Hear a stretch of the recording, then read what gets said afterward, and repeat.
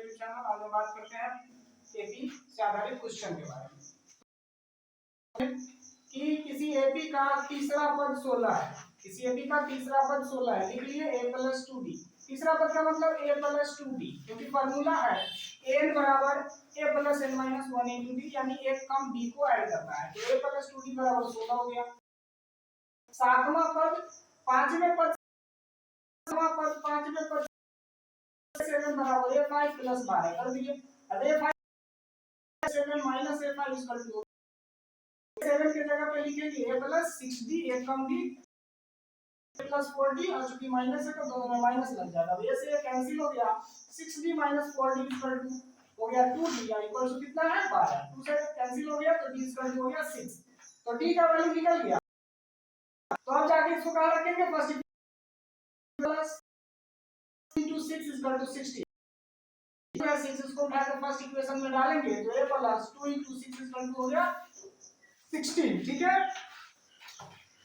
तो 6 × 12, a + 12 = 16 - 12 यानी कि 4।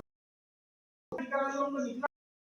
सेकंड टर्म कैसे लिखिएगा? a + 4 + 6 आ गया 10। सेकंड टर्म तीसरा पद दिया हुआ है ऑलरेडी 16, तो ap हमारा हो गया पहला टर्म 4, सेकंड 10, उसके बाद 16, फिर इसमें ऐड करते चलेंगे कितना ऐड करते चलेंगे, जो कॉमन डिफरेंस निकला है 6, यानी कि 6 ऐड करते चलेंगे और अगला टर्म हमारा निकलते चलेगा। ये हमारा। इसके अलावा अगला क्वेश्चन है कि एक एपी है जिसका चौथे और आठवें पदों का योग 24 है। a4 + a8 = 24।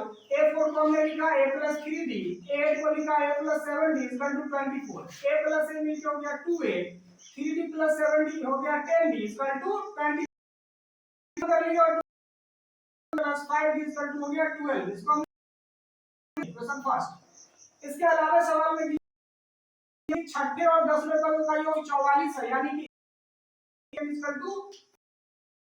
6 के जगह पे हमने लिखा a + 5d + 9d = 44। यहाँ भी a + a हो गया 2a, 5d + d = 44। यहाँ भी 2 कॉमन करके हमने कट कर = 22।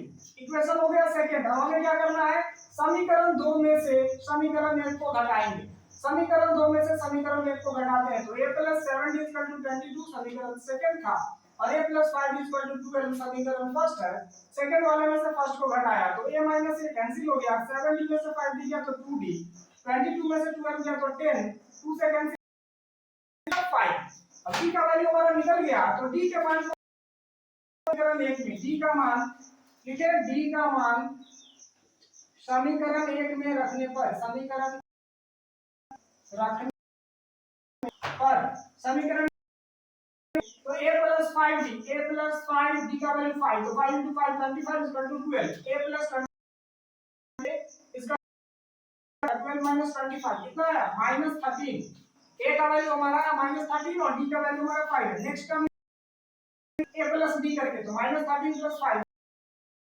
इसी प्रकार से a3 निकालेंगे a + 2d करके तो -13 + 2 × 5, -13 + 10 क्या आ गया -3। तो ap हमारा इस प्रकार से हो गया -13 + -8, सॉरी -8, उसके बाद -3, इसमें क्या है +5, +5, फिर हमने +5 ऐड करके अगला टर्म लिख सकते हैं। इसमें प्लस में 2 आ जाएगा और फिर 5 ऐड करेंगे 7 आ जाएगा। तो इस प्रकार से हमारा ap निकल गया।